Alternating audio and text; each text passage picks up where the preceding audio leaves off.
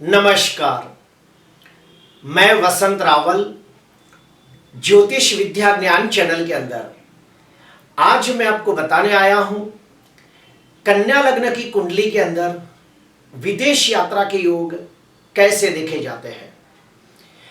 कन्या लग्न की कुंडली के अंदर आज मैं आपको 10 प्रकार के अलग अलग नियम बताने आया हूं और इन नियमों के आधार पर हम लोग ये सुनिश्चित करते हैं कि व्यक्ति के विदेश यात्रा के योग कितने प्रबल है। तो आइए शुरू करते हैं।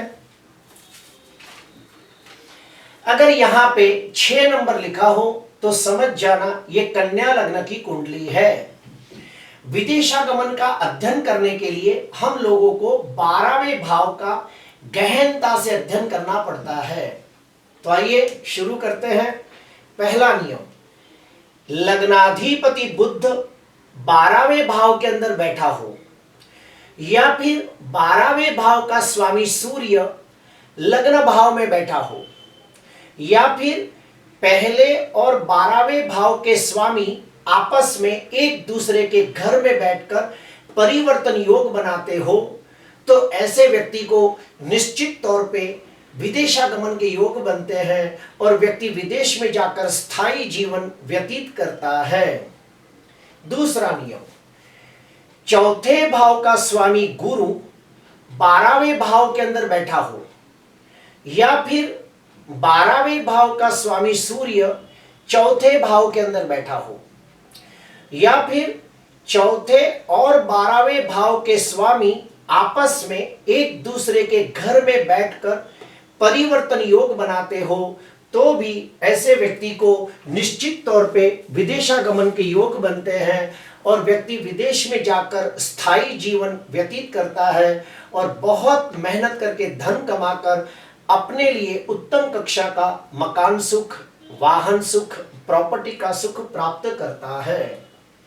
तीसरा नियम, 10वें भाव का स्वामी बुध 12वें भाव के अंदर बैठा हो या फिर 12वें भाव का स्वामी सूर्य 10वें भाव के अंदर दिग्बली होकर बैठा हो या फिर 10वें और 12वें भाव के स्वामी आपस में एक दूसरे के घर में बैठकर परिवर्तन योग बनाते हो, तो भी ऐसे व्यक्ति को विदेशागमन के प्रबल योग बनते हैं और व्यक्ति विदेश जाकर बहुत मेहनत करके मान सम्मान पद प्रतिष्ठा का अधिकारी बनता है।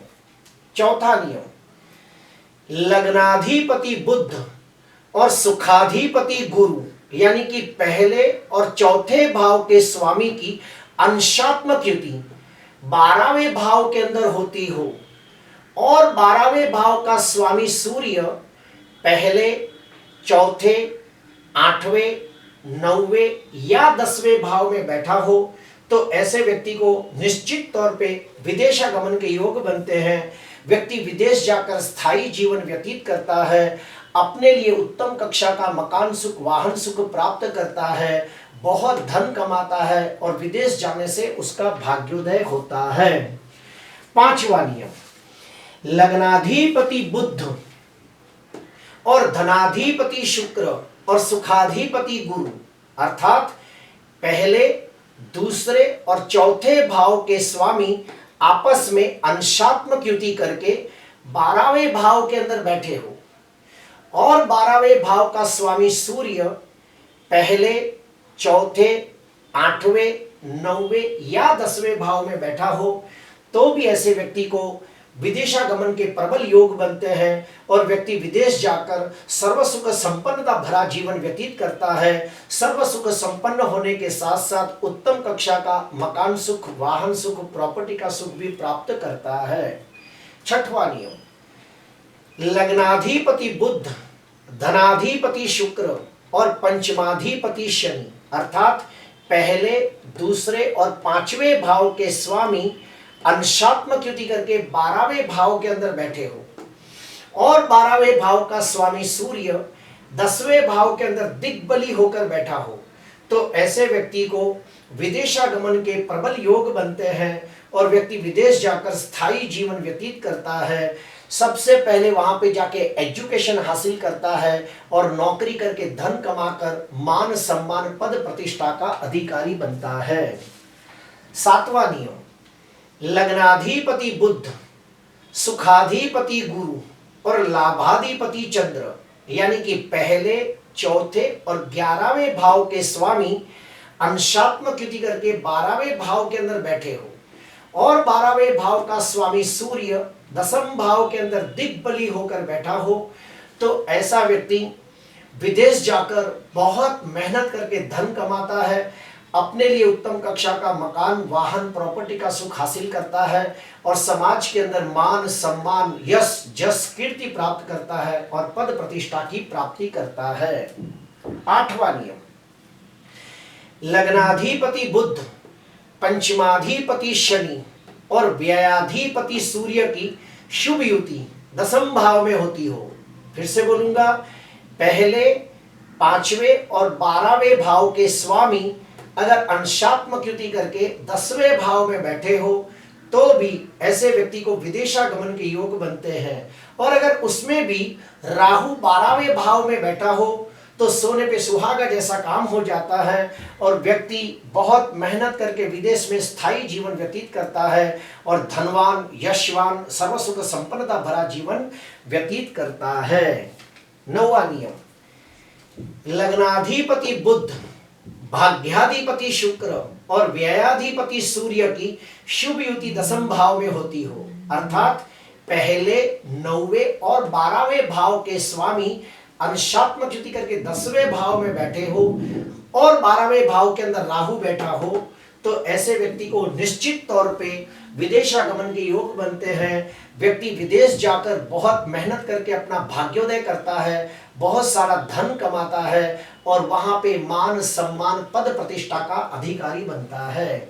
10वां नियम, लग्नाधिपति बुध, पंचमाधिपति शनि और भाग्याधिपति शुक्र, ये तीनों ग्रहों की शुभ युति लग्न भाव में होती हो और साथ में सूर्य भी बैठा हो तो सोने पे सुहागा जैसा फल मिलता है और ऐसा व्यक्ति विदेश जाकर स्थायी जीवन व्यतीत करता है, बहुत मेहनत करके धन कमा के अपने लिए उत्तम कक्षा का मकान, वाहन, प्रॉपर्टी का सुख हासिल करके मान सम्मान पद प्रतिष्ठा पूर्वक जीवन व्यतीत करता है।